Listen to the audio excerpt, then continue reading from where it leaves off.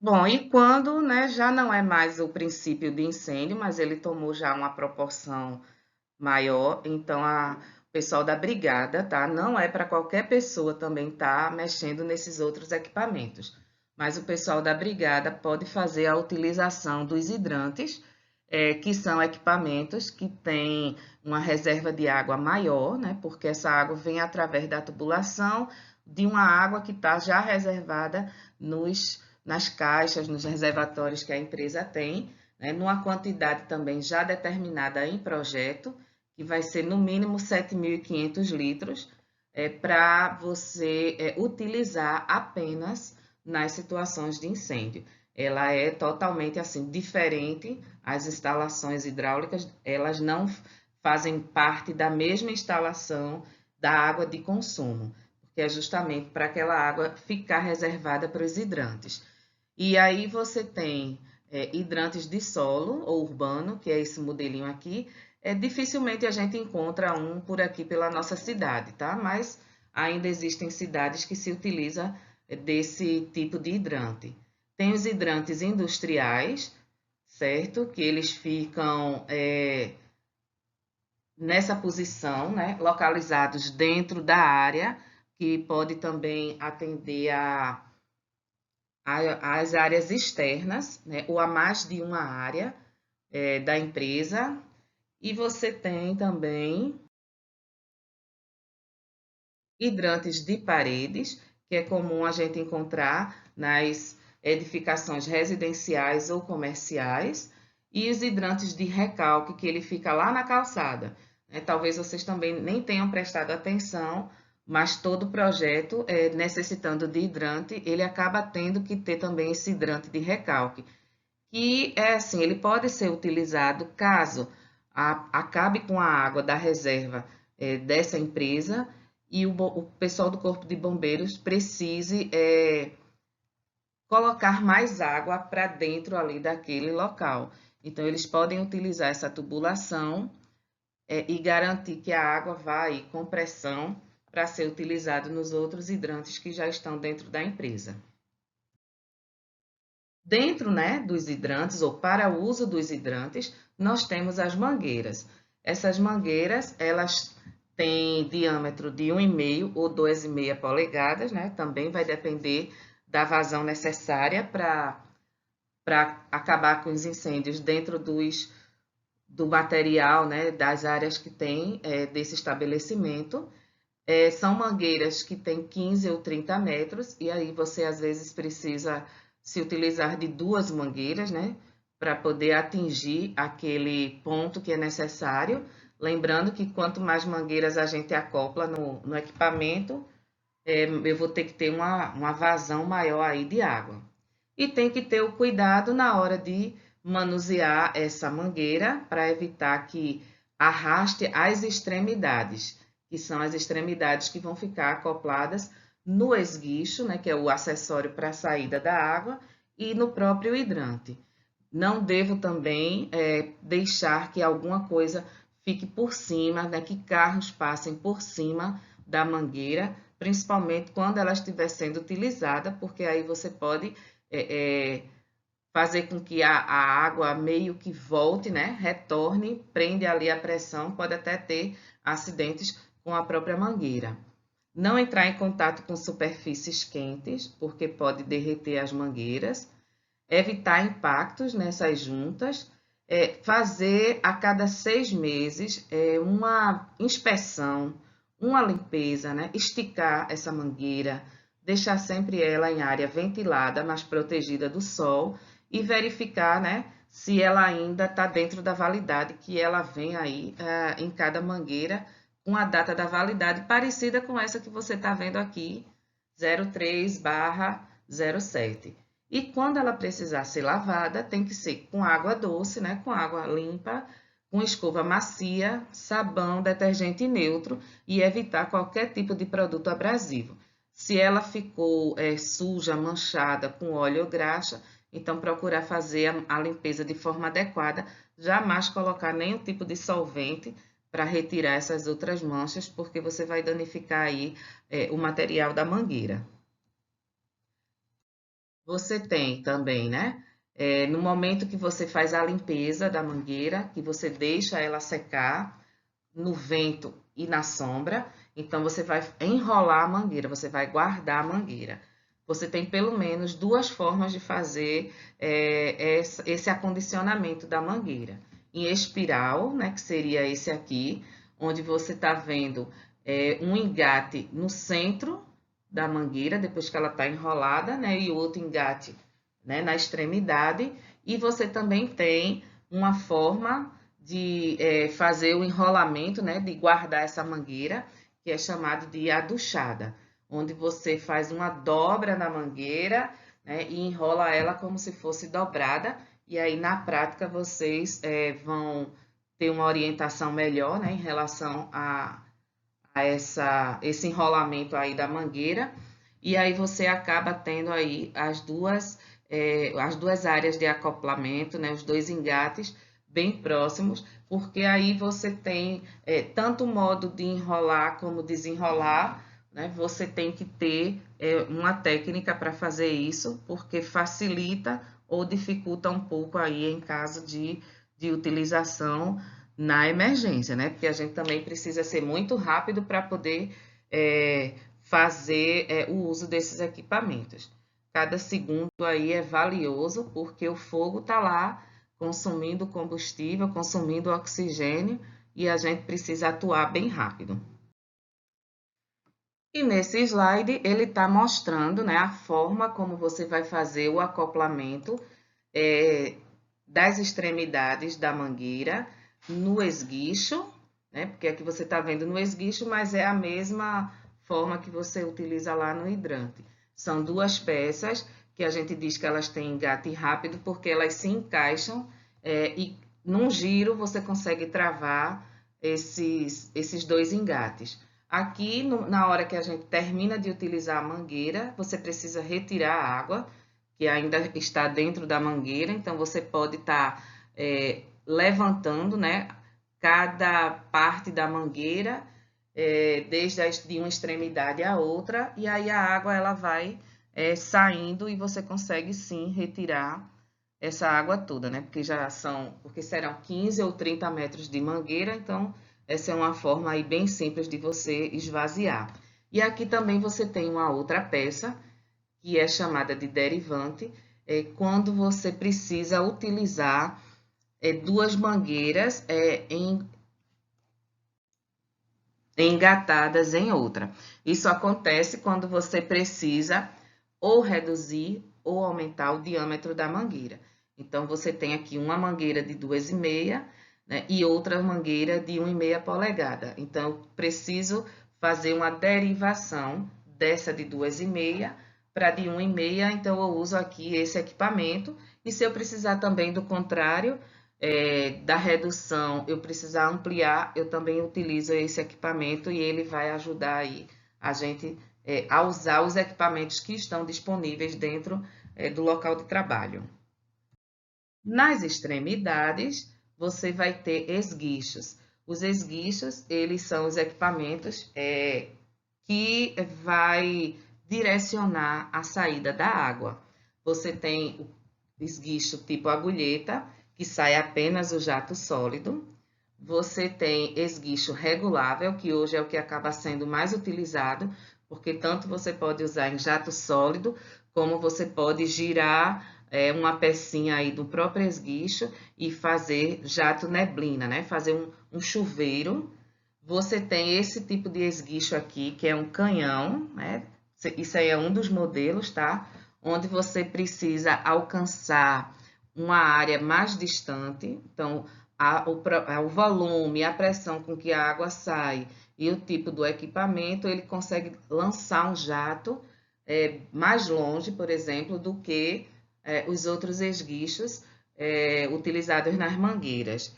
E você tem também o esguicho que ele ajuda aí a utilização da espuma, né? Porque ele tem dentro aí do equipamento como você fazer o acoplamento desse esguicho com a parte que fica os produtos, o LGE, o líquido gerador de espuma, para quando a água passar, ele já fazer a produção da espuma e você conseguir utilizar esse agente de forma adequada.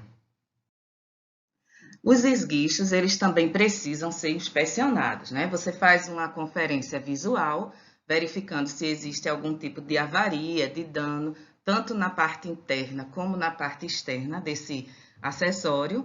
Verifica a questão da vedação, se a acoplagem entre o esguicho e a mangueira está tudo certinho, está encaixando direito, se quando liga a água não há nenhum tipo de vazamento. E é claro que precisa ter cuidado, né?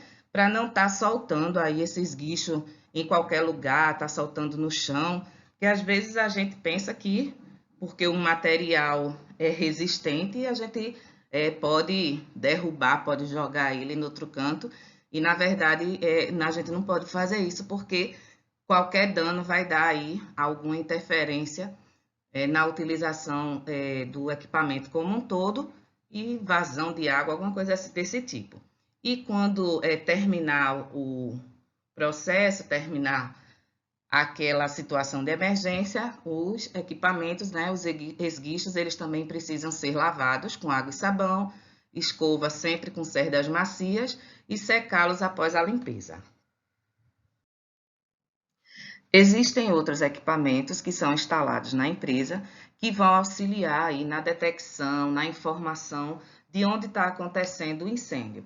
São detectores e alarmes. Os detectores, eles funcionam de forma automática, fazem a identificação, né, de onde está tendo o incêndio através da fumaça, através da temperatura, através da chama, como vocês estão vendo aí, e aciona uma informação e repassa uma informação para uma central, que geralmente fica na portaria da empresa, onde o vigilante, né, que é quem fica na portaria, vai acionar aí todo o pessoal da brigada e também acionar o alarme.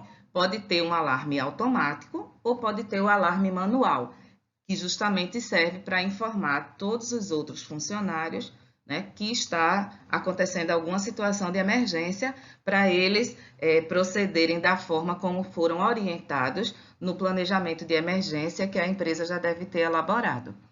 A presença de detectores e de alarmes, ela não é assim uma obrigatoriedade para todo tipo de empresa. Mais uma vez, a gente vai verificar o código de incêndio do estado e verificar até que ponto a gente vai ou não instalar esses equipamentos. Isso vai depender da área e da utilidade do estabelecimento, como eu venho sempre falando, né? O que é que esse estabelecimento vai ter de funcionamento, se é indústria, se é hospital e por aí vai, né? Aí aqui eu vou mostrar para vocês um pouquinho do funcionamento desses detectores, mas assim, o pessoal da brigada, eles não precisam, digamos assim, fazer nada em relação a esses detectores, porque toda a parte de manutenção, inspeção e teste tem que ser pelos profissionais de segurança da empresa e por alguma outra empresa contratada para fazer esse tipo de identificação, de inspeção. Claro, pode também colocar os brigadistas para auxiliar nisso, pode, mas nem sempre é visualmente que essa inspeção é feita, né? Você tem que fazer alguns testes. Então, por isso que vem muitas vezes empresa externa para analisar se está tudo funcionando corretamente. Vocês estão só vendo alguns modelos, tá? Porque a decisão do tipo de detector, né, é feito justamente por esse profissional de segurança, quando ele faz ali o projeto. Então, como eu disse, vai ter detectores que vão verificar, que vão serem acionados por conta da temperatura, né, que são detectores térmicos e detectores termovelocimétricos. Então, você tem aí mais ou menos a localização desses equipamentos, né? Então, empresas que trabalham com processos que produzem calor ou salas de aquecimento, cozinhas, lavanderias. Ah, um detalhe, né? Esses detectores, muitas vezes, eles estão em ambientes onde não tem a presença de pessoas, né? Onde você não tem, assim, um fluxo frequente de pessoas naquele local. Então, de repente, você tem num auditório um equipamento detector, né, vários detectores, porque também de acordo com a área a gente vai colocar espaçados, de acordo com o código de incêndio. Então, como não tem gente com frequência num ambiente como o auditório, mas pode acontecer sim uma situação de incêndio por um curto-circuito, alguma coisa assim parecida, então se coloca detectores nesses espaços, porque já se identifica o princípio de incêndio e pode atuar de forma mais rápida e não deixar esse fogo aí crescer, né? E acabar destruindo todo o ambiente ou acidentando mais alguém que passe ali por perto. Nós temos também modelos que são detectores de fumaça, né?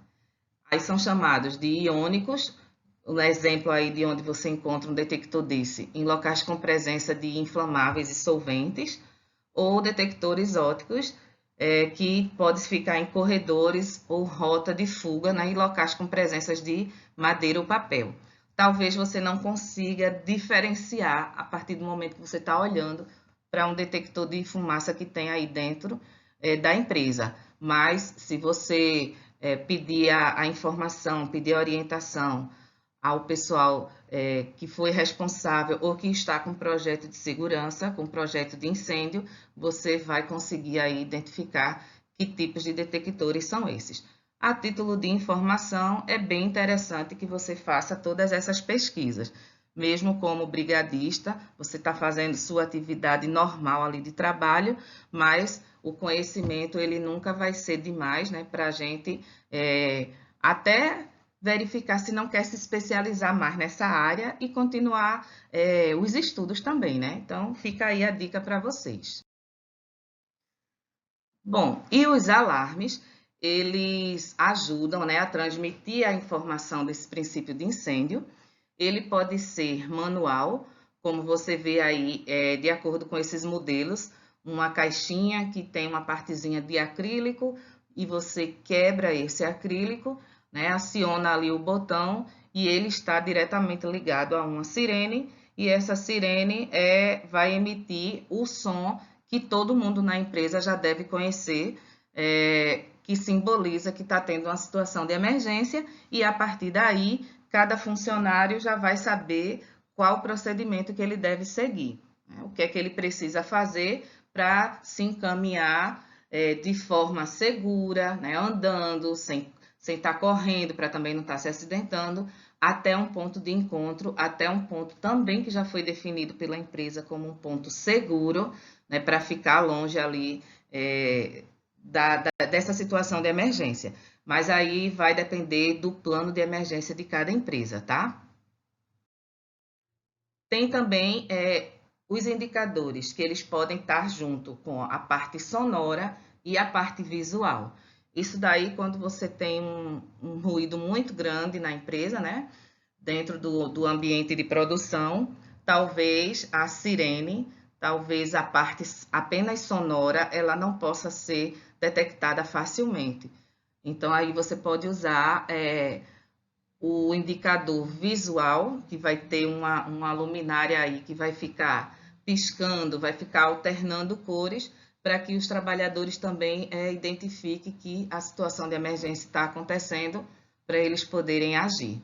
E mais uma vez, lembrando que eles podem ser manual ou podem ser automáticos. E temos também os sprinkler ou chuveiros automáticos, que são ligados à rede hidráulica da mesma forma que é o hidrante, onde vai ter uma reserva de água para que esses chuveiros eles possam funcionar, independente de você ter água para consumo ou não.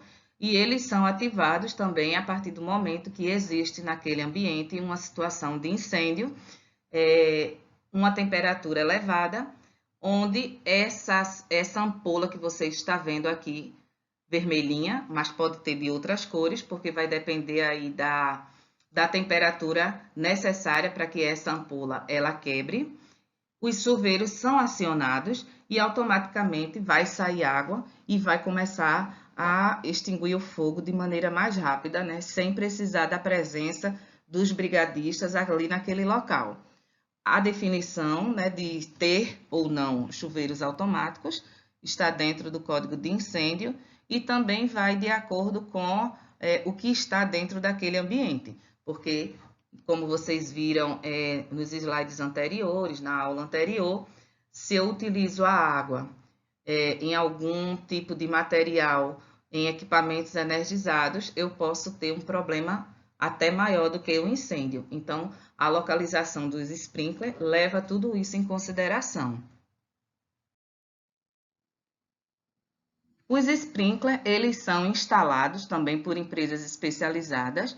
Eles precisam ser testados, né, para verificar se está tudo funcionando bem, se não tem nenhum entupimento aí de alguma parte do equipamento. E como vocês estão vendo aí na figura, eles têm alguns componentes, né? O corpo do sprinkler, então vocês estão vendo aqui o que é chamado de corpo do sprinkler, né? Você está vendo ele de cabeça para baixo, né? Porque quando você vê ele no teto, essa parte daqui ela fica em cima e a parte aqui do corpo da rosca fica ligado à rede hidráulica.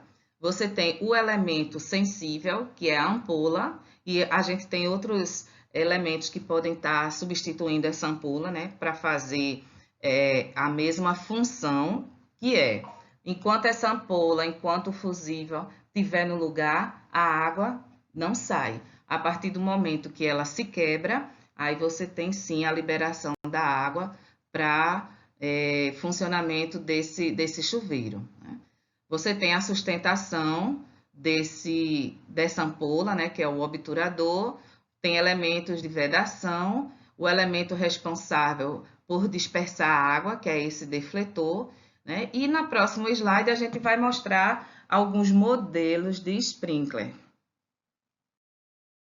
Pronto, você tem aqui, como eu falei, o sprinkler com ampola e você tem um aqui liga fusível, né? Porque de acordo com o perigo maior daquele local, se o perigo é de ter uma temperatura elevada, se coloca um sprinkler com ampola, que é o tipo de equipamento que você vai ver com mais frequência. Olhe para cima, preste atenção que você vai ver geralmente uma ampola, mas você pode ter também com um fusível aqui, que ele quebra e faz com que a água seja liberada para começar a extinguir o fogo. Você pode ter um tipo de sprinkler que faz uma cobertura padrão numa determinada área que você precise, ou pode ter uma cobertura estendida, pegar uma área maior ou tipo spray. Então, também a saída, né, que é esse defletor aqui, ele vai de acordo com a necessidade do projeto. Tem também alguns sprinklers que têm uma resposta mais rápida e outros que têm uma resposta padrão de acordo com a temperatura, com a saída, com a vazão da água, tudo isso aí é levado em consideração. E você tem também os sprinklers de acordo com o tipo da instalação com que ele é feita. Pode ter de chuveiro em pé, pode ter um sprinkler embutido, né? Um que sai com águas laterais. Mais uma vez, a decisão disso aí parte do engenheiro de segurança que fez esse projeto. E a gente, enquanto brigadistas, a gente tem que estar observando se está tendo algum dano visual nesse sprinkler e o pessoal da área de segurança ou da área de manutenção da empresa está observando o período aí das inspeções regulares que precisam ser feitas nesse tipo de equipamento com empresas especializadas que também fazem testes para verificar se está tudo funcionando bem. Em relação às ampolas, né? Eu falei para vocês que vocês estavam vendo ali uma ampola vermelha, mas que tinham de outras cores. Então, essas ampolas ou bubbles, eles têm um líquido aí dentro que faz com que esse líquido ele se expanda e quebre essa ampola, de acordo com a temperatura, né, identificada naquele local. Então, eu posso ter uma ampola, um bulbo vermelho, que a partir do momento que chega numa temperatura de 68 graus, ela quebra, né, e aciona os chuveiros. Eu posso colocar uma ampola amarela, né, que vai fazer com que essa ampola ela só se quebre a partir de uma temperatura de 79 graus. Tem as ampolas verdes, que até 93 graus ela não vai quebrar, só vai quebrar a partir daí. e tem a ampola azul, que ela é quebrada, né? Ela é acionada a partir de 141 graus. Então, o que é que vai ter naquele local? Qual é o produto? Qual é a temperatura que chega aquele produto quando está em queima? Aí, isso daí também tem uma pré-definição para poder escolher qual tipo de ampola ou bulbo que vai ser utilizado aí nesses sprinklers. Bom, nós apresentamos para vocês os equipamentos de combate a incêndio que geralmente se encontram nas empresas. Mas você pode ter aí na sua empresa um equipamento diferente, um equipamento mais específico. E aí, o seu setor de segurança provavelmente ele vai orientar como é que funciona e como o brigadista deve proceder, né, se esse equipamento diferenciado for ter que ser requisitado. Pode ser que ele seja automático, pode ser que ele precise da ação do brigadista, então vocês vão receber tudo isso aí, todas essas orientações. Mas, no geral, nós temos de instalação do projeto o mínimo necessário para que um projeto de incêndio seja aprovado é você ter extintores, hidrantes com suas mangueiras e esguichos, detectores, alarmes sonoros, alarmes visuais e os chuveiros automáticos.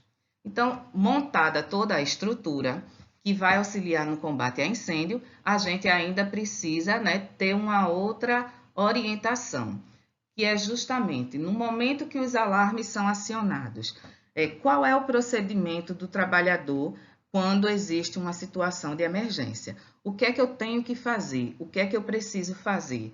Eu, enquanto brigadista, ou eu, enquanto trabalhador que estou lá no meu setor fazendo minha atividade e escutei esse alarme que está aí sinalizando que eu tenho uma situação de emergência.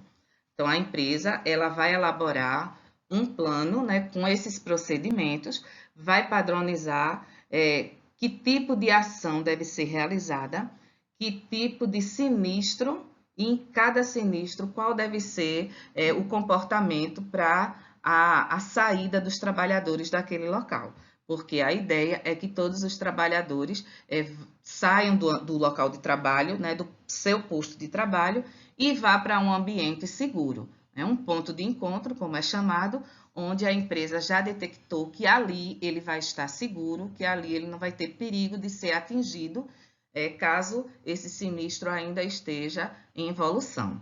Os sinistros, eles podem ser o próprio incêndio, pode também ser vazamentos de produtos químicos, explosões, né? Mas o importante é que nesse momento todo mundo saiba como se comportar, como vai proceder. Porque imagine numa situação de emergência, se você estiver num local público, num supermercado, num shopping, você até encontra vídeos aí na internet com essas imagens, né, de como as pessoas agem numa situação de perigo. E como é que isso acontece, né? Eu acho que passa pela cabeça de vocês aí também que a primeira ideia é correr. Então, eu vou correr para sair daquele local.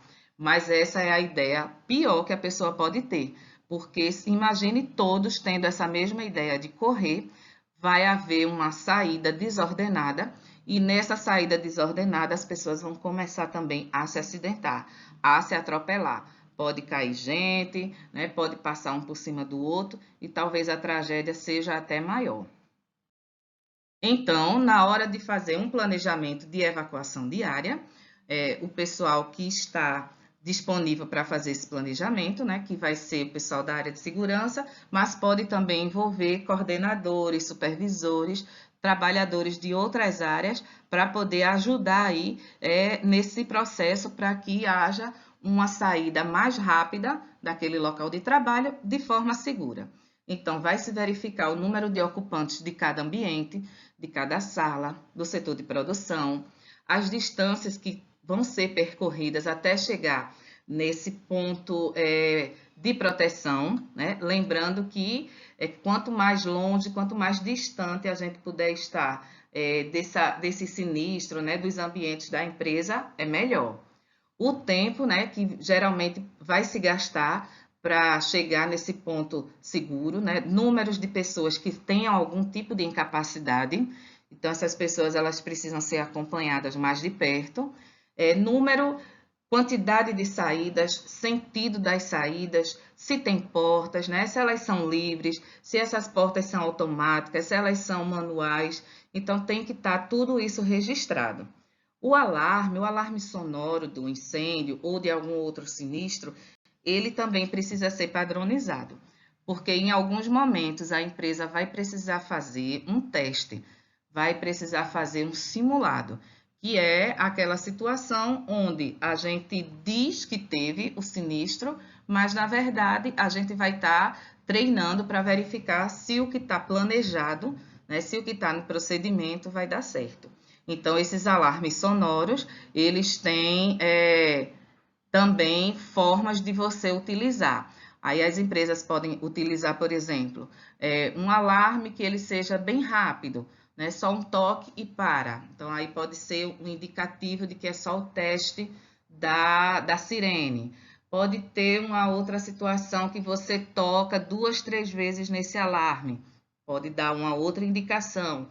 Ou, geralmente, o pessoal faz o alarme contínuo, né? Ligou e deixa ele tocando ali o tempo todo, para mostrar justamente que a situação é real e que nesse momento as pessoas vão precisar agir com mais responsabilidades para poder direcionar todo mundo para a saída, né? Para ir para esse local seguro. Vai se verificar nessas rotas de fuga se tem algum impedimento, algum empecilho no meio do caminho, né? E lembrando que todos os trabalhadores precisam saber, entender, né? Eles precisam estar cientes do seu papel, porque dentro dessa situação de sinistro, a gente também pode ter, naquele momento, visitantes, trabalhadores terceirizados. Então, esses trabalhadores, eles vão ser orientados não só pela brigadista, mas como também por qualquer um trabalhador que esteja próximo a essa equipe. Cada plano de evacuação diária é diferente, é feito para a empresa. Mas é claro que a gente pode dar algumas dicas, né? Dicas importantes até para você utilizar na sua vida pessoal, quando estiver no seu passeio, né? Quando estiver no seu lazer. Então, que dicas seriam essas, né? Então, sempre que houver uma situação de sinistro, procure manter a calma, manter também a calma daqueles que estão próximos a você, porque o desespero só vai fazer com que a gente faça mais coisas erradas. Sai sempre daquele local caminhando, sem atropelos, né? Sem correr. Não correr para não empurrar ninguém, não derrubar ninguém, porque a partir do momento que alguém cai, vai ser muito difícil outras pessoas pararem para poder levantar aquele que caiu. Infelizmente, vão acabar passando por cima daquela pessoa. Não gritar, não fazer algazarras, né? Não assustar mais as pessoas, não ficar na frente de pessoas que realmente estiverem em pânico, estiverem com determinado desajuste aí emocional, para que essa pessoa não traga nenhum ferimento para você, né? Porque pessoas nervosas, elas podem até bater em alguém, né, naquele momento, mas por conta da situação. Não voltar para apanhar seus objetos. Escute primeiro as regras da empresa, né? Porque tem empresa que orienta desligar equipamentos, desligar computador. Tem outras que já não orienta a fazer nada disso. É sair, né? Nem seus pertences pessoais pegar. Então, vamos entender direitinho o que é que a empresa quer que a gente faça naquele momento. Não se afastar dos outros, né? Você vai ter sempre um caminho onde todas as pessoas vão seguir. Então, não pense, vou cortar caminho, vou por outro lado para ser mais rápido, para sair dessa situação mais rápida. Não vai acontecer, tá? Você tem que seguir todo mundo. Como eu falei, tem que cuidar dos visitantes, dos terceirizados, das pessoas que estão ali que não conhecem muito bem a planta da empresa. De preferência, no dia a dia de trabalho, é interessante que não se utilize sapatos desconfortáveis, sapatos de salto alto, né? Que a empresa coloque algumas regras desse tipo. Mas caso a empresa não tenha regras e você esteja utilizando um sapato alto, talvez nesse momento seja interessante você retirar para poder não ter acidentes por conta justamente do calçado inadequado, né? não acender, não apagar luzes, não se preocupar com nada disso, porque a situação agora é sair daquele local. Se tiver com incêndio e muita fumaça, procure sempre proteger o seu nariz, proteger para respirar um ar melhor, né? Não tão contaminado e não tão quente. Então, se for possível, molhe um lenço, um pano, alguma coisa e coloque junto ao seu nariz. Manter-se sempre o mais próximo do chão. Isso aí, quando realmente a situação está com muita fumaça, então a gente deve andar, talvez até agachado, né? Vai depender do local, para que a gente consiga respirar um ar mais puro. E não tentem abrir nenhuma porta, porque como já foi tudo previsto nesse plano de evacuação, você vai seguir o fluxo. Ah, eu vi uma porta, eu vou por ali, porque ali eu sei que é uma saída. Mas se de repente, dentro também desse ambiente, tiver acontecendo uma parte aí do incêndio, a partir do momento que você abre a porta, você vai ter um acréscimo do oxigênio. Então, esse fogo vai ser alimentado e vai até aumentar e pode lhe ferir. Além de que a porta ela já pode também estar quente, né? E se você estiver num estabelecimento que tenha elevadores, esse daí esqueça. Você não vai usar nenhum equipamento elétrico, eletrônico para poder sair daquele local. Vá pela escada, né? Segure sempre no corrimão, ande com cuidado, porque você vai sair realmente com segurança. E é claro, né, aqueles brigadistas, aqueles que vão ficar para fazer o atendimento, a prestação do socorro, aí eles vão ter que tomar assim, alguns cuidados, como por exemplo, né, fazer o uso de equipamentos de proteção individual específico para aquela situação. Aí vocês têm alguns modelos, né, tem vestimentas, botas, capacete, algum respirador específico, e aí a empresa, ela nesse próprio plano de evacuação, ela já está com essa informação definida e vai passar para vocês, né, quais são os equipamentos, onde estão esses equipamentos que o brigadista talvez precise usar para fazer o combate ao fogo, para fazer a extinção do vazamento de algum produto químico, tá? E mesmo que os brigadistas estejam atuando de forma satisfatória, pode ser necessário chamar os bombeiros, chamar o pessoal mais especialistas, né, que eles têm muito mais experiência com várias situações e vai não só ajudar os brigadistas, como em alguns momentos, né, tomar a frente desse sinistro, né, retirar também os brigadistas do local e eles mesmos fazerem todos esses procedimentos. Então, não esquecer, né, de acionar o corpo de bombeiro através do telefone 193. Isso também vai estar previsto no plano de emergência. E deve ter aí o pessoal que vai ficar responsável por acionar o corpo de bombeiros. Tá? Lembrando o seguinte, tá? Os brigadistas, eles precisam atuar de forma imediata para ou controlar ou extinguir o incêndio. Mas quando não se consegue extinguir, pelo menos o brigadista vai estar controlando até o pessoal do bombeiro chegar, né? Já que eles estão a uma determinada distância da empresa, eles têm que vir também acompanhando o fluxo de trânsito. Tem alguns horários em algumas cidades que o trânsito é muito complicado, então eles podem demorar sim a chegar naquele local e os brigadistas vão estar fazendo ali o controle para a situação não ficar mais crítica, certo? Então, assim, olha, lembrem-se, cuidando primeiro da prevenção e depois dos treinamentos e das práticas adequadas para o combate, né, para o controle das situações. Depois que você assistiu todos os vídeos, né, das duas lições, agora você volta para o ambiente virtual e vai fazer a avaliação. Vai fazer o questionário que vai lhe dar uma pontuação e fazer com que você conclua o curso. Antes de fazer essa avaliação, se for necessário, volta, dá uma assistida em alguns pontos que você ainda não absorveu bem, né? Veja o material da apostila que a gente deixou disponível aí logo no início do treinamento, para que você não deixe de responder a nenhuma questão, porque a ideia aqui não é somente ter uma avaliação com pontuação máxima, é você realmente absorver esse conteúdo, tirar todas as dúvidas possíveis. ok? Então, uma boa prova para todo mundo e aí a gente se encontra num próximo curso. Até mais!